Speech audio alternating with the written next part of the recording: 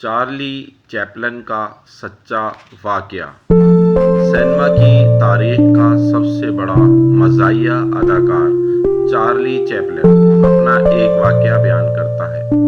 بچپن میں ایک بار میں اپنے والد کے ساتھ سرکش کا شو دیکھنے گیا۔ ہم لوگ سرکس کا ٹکٹ حاصل کرنے کے لیے قطار میں کھڑے تھے۔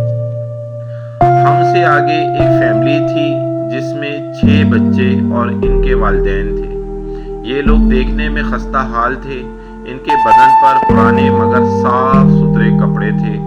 بچے بہت خوش تھے اور سرکس کے بارے میں باتیں کر رہے تھے۔ جب ان کا نمبر آیا تو ان کا باپ ٹکٹ کاؤنٹر کی طرف بڑھا اور ٹکٹ کے دام پوچھے۔ جب ٹکٹ بیچنے والے نے اس ٹکٹ کے دام بتائے تو وہ ہکلاتے ہوئے پیچھے کو مڑا اور اپنی بیوی کے کان میں کچھ کہا۔ اس کے چہرے سے اضطراب عیاں تھا۔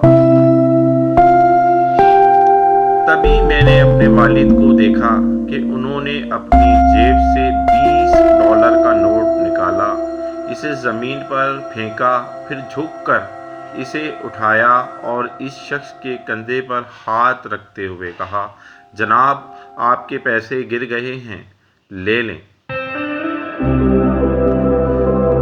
اور کہا، اس نے دیکھا اور کہا، شکریہ محترم۔ جب فیملی اندر داخل ہو گئی تو میرے والد نے میرے ہاتھ پکڑ کر قطار سے باہر کھینچ لیا اور ہم واپس ہو گئے، کیونکہ میرے والد کے پاس وہی $20 تھے جو انہوں نے اس شخص کو دے دیے۔